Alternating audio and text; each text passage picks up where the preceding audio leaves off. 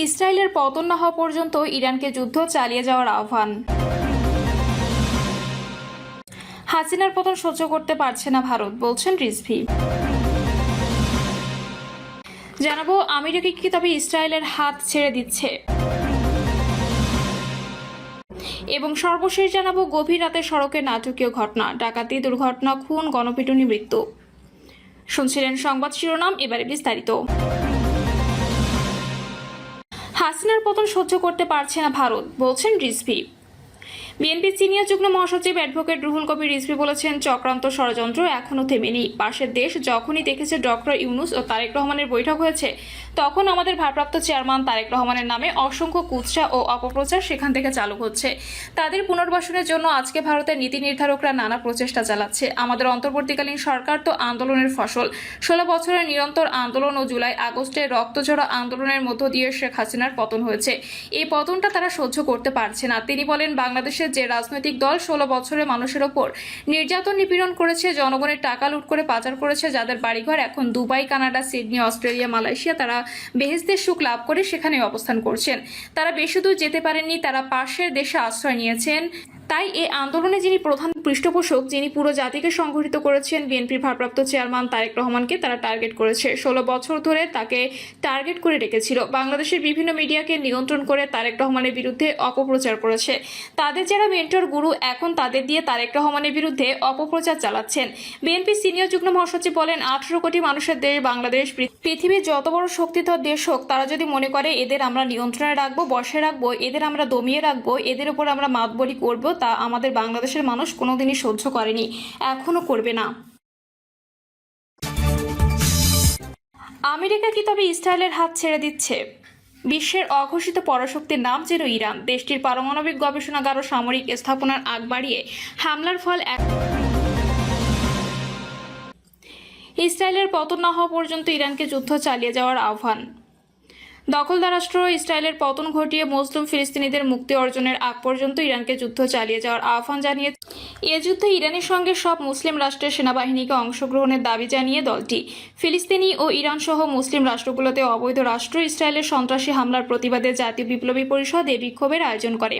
জুমার নামাজের পরপরই তাকবীর ধ্বনি দিয়ে বায়তুল মোকাররমের উত্তর গেটে বিক্ষোভ শুরু করে দলটির নেতাকর্মীরা। এর সময় তারা ইসরায়েলের প্রধানমন্ত্রী বেঞ্জামিন নেতানিয়াহু ও মার্কিন প্রেসিডেন্ট ডোনাল্ড ট্রাম্প বিরোধী স্লোগান দেন। বিক্ষোভে বিপুল সংখ্যক মুসল্লি যোগ দেয়। পরে বায়তুল মোকাররম থেকে মিছিল বের হয়ে পল্টন মোড়ে গিয়ে সমাবেশের মাধ্যমে বিক্ষোভ শেষ হয়। মোহাম্মদ শামসুদ্দিন বলেন, ইসরায়েল জেনেভা কনভেনশন লঙ্ঘন করে মানবতা বিরোধী অপরাধ ও যুদ্ধাপরাধ করেছে, তাদের বিচার করতে হবে। অবৈধ সন্ত্রাসী রাষ্ট্র ইসরায়েলের প্রধানমন্ত্রী নেতানিয়াহুকে গ্রেপ্তার করে বিচার ও শাস্তি নিশ্চিত করতে আমরা জাতিসংঘকে এগিয়ে আসার আহ্বান জানাই।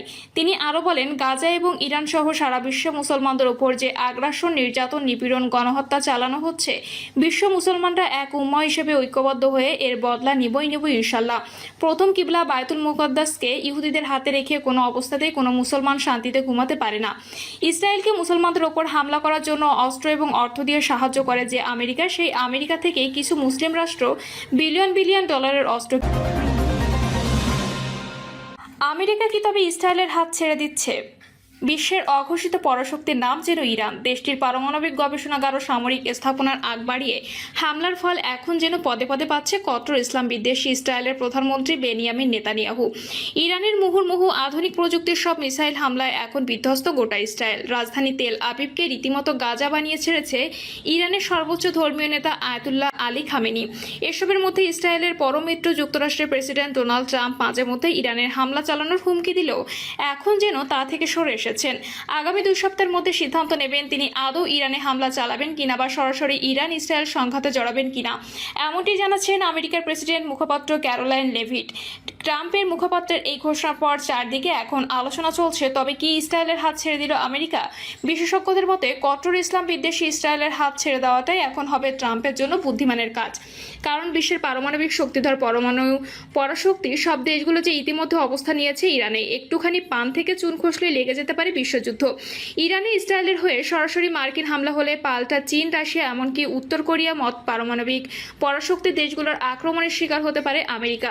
এদিকে ইতিমধ্যে উত্তর কোরিয়ার প্রেসিডেন্ট কিম জং উন তাদের মিত্র ইরানের পাশে থাকার কথা জানিয়ে বলেন, ইরান একা নয়, উত্তর কোরিয়া তাদের পাশে রয়েছে। তিনি আরও জানান, উত্তর কোরিয়ার সেনাবাহিনীকে সর্বোচ্চ প্রস্তুতির স্তরে আনা হয়েছে। আমরা আমাদের মিত্রদের কখনোই কঠিন সময় ছেড়ে দিই না। যুক্তরাষ্ট্রের আগ্রাসী নীতি আমাদের জানা আছে এবং আমরা তার বিরুদ্ধে আমাদের বন্ধুদের পাশে দৃঢ়ভাবে দাঁড়াবো। এই ঘোষণার পরপরই সম্প্রতি 10টিরও বেশি ব্যালিস্টিক মিসাইল ছুড়েছে উত্তর কোরিয়া, যা ইরানের পক্ষে সংহতি প্রকাশে আমেরিকা আর ইসরায়েলের জন্য কঠোর বার্তা হিসেবেই দেখছেন বিশেষজ্ঞ মহল।